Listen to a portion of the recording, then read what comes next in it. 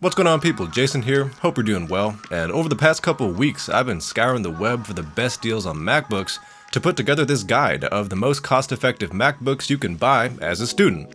So without any further ado, let's go ahead and jump into the list. I got things written down on my phone here. And also remember, all the links will be down below in the description to the lowest price I could find on a given platform at the time of uploading this video. So starting things off, we got the 2020 13-inch M1 MacBook Air. For the base 8GB of RAM, you can get this thing for $600 renewed on Amazon. Renewed basically means refurbished, but in Amazon speak, so you're getting a like new product or an excellent condition product with very minor cosmetic issues. But overall, Amazon Renewed is a great way to get tech at significantly lower prices than brand new condition right after release. And this 8GB variant of the M1 MacBook Air is no exception. Also, for each specific MacBook model I found on Amazon, or as we'll get into later down the list, the official Apple refurbished store, I also searched on eBay to find the going price for a used model in either good or very good condition.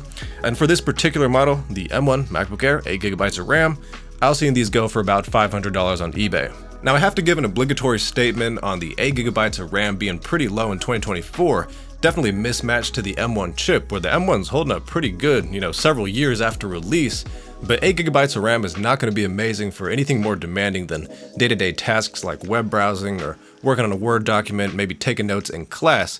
And so that's the reason I decided to include the 16GB variant of this exact same M1 MacBook Air, and that goes for $632 on Amazon, again renewed, and about $640 on eBay.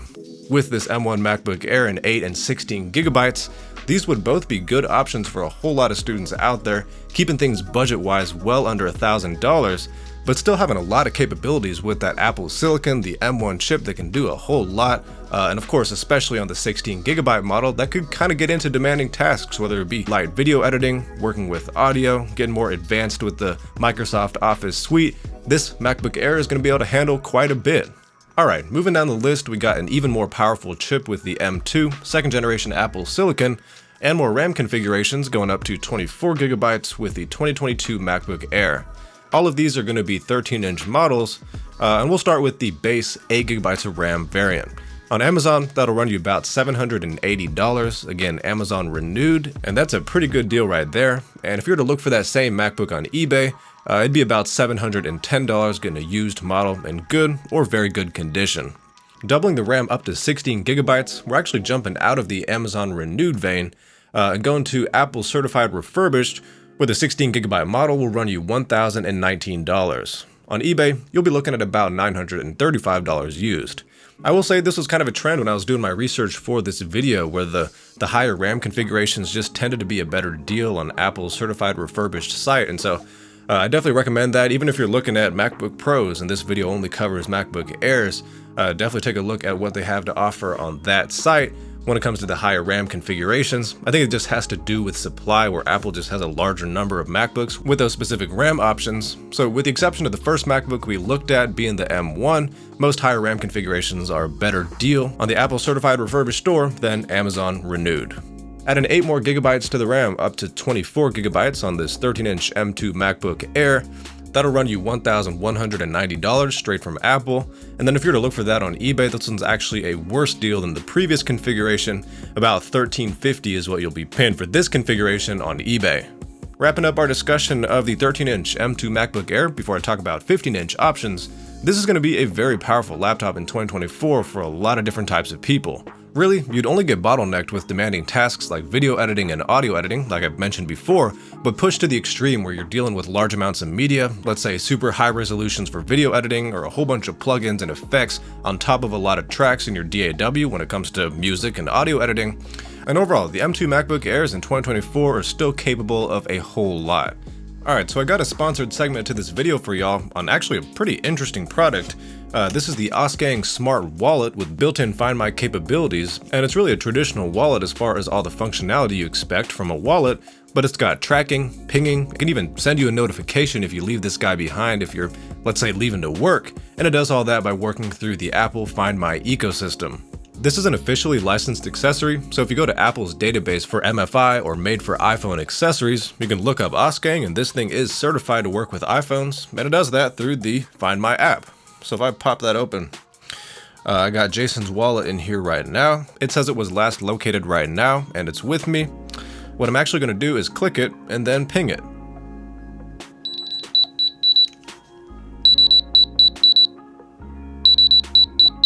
Not a pleasant sound by any means, but that's the whole point.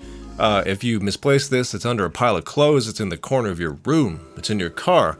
You should be able to locate it using this ping functionality. And then it goes deeper than that.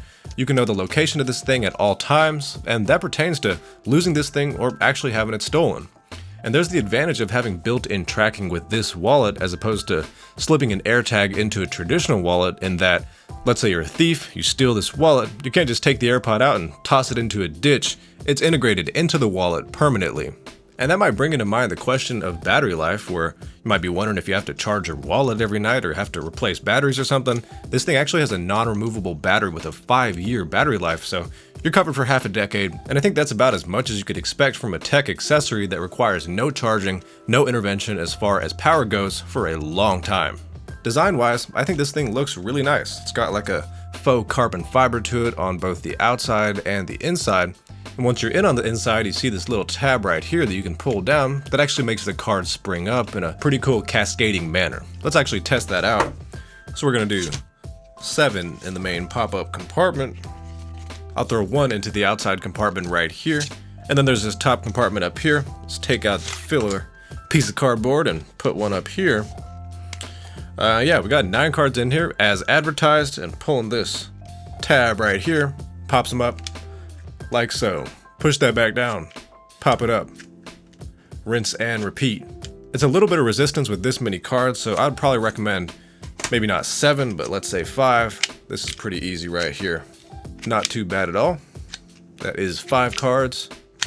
And Auskang also says you can hold up to 20 bills, so let's test that out. Slide that in the clip and boom. Just as advertised, 20 bills fitting in the clip on this wallet right here. Not gonna see me do this with anywhere remotely this much amount of cash on any regular basis. Probably no cash, to be honest, but if you need to, you got the money clip on here. Footprint wise, I'd say, this is a traditional leather wallet. It's probably a hair bigger in each dimension.